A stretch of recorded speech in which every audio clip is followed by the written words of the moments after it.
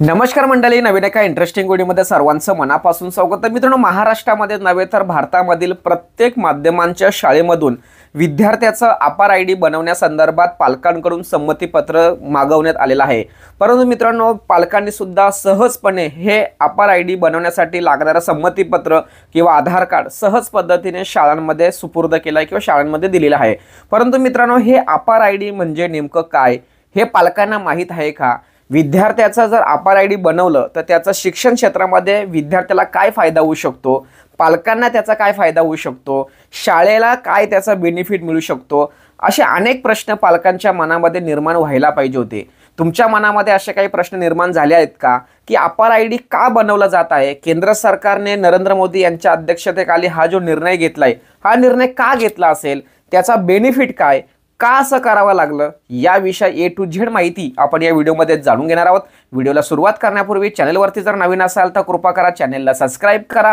अशाच महत्त्वपूर्ण अपडेट या चॅनलवरती येत असतात। चला तर मित्रांनो, व्हिडिओला सुरुवात करूया।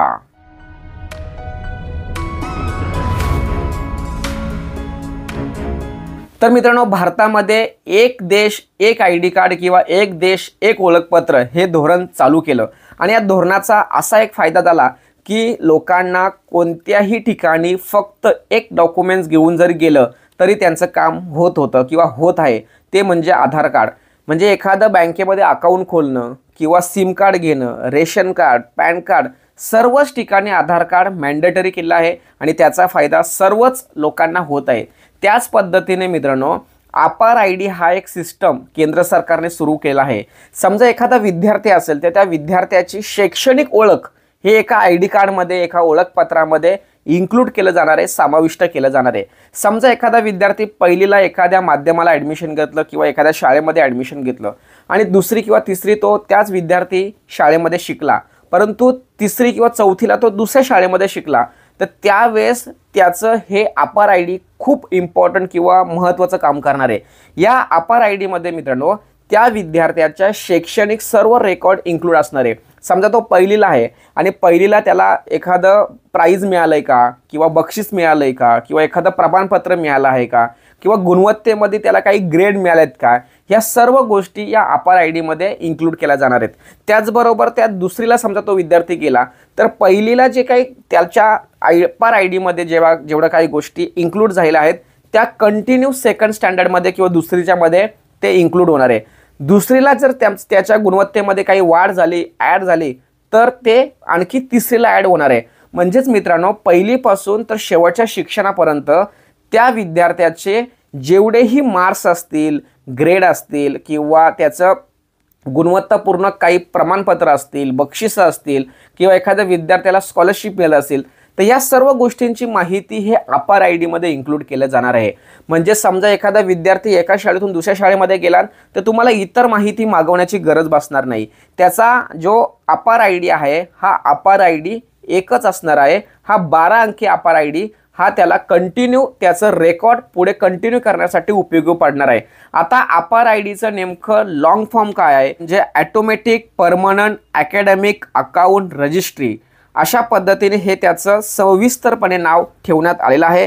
त्यामुळे मित्रांनो, हे अपार आयडी विद्यार्थ्यांसाठी खूप उपयोगी ठरणार आहे।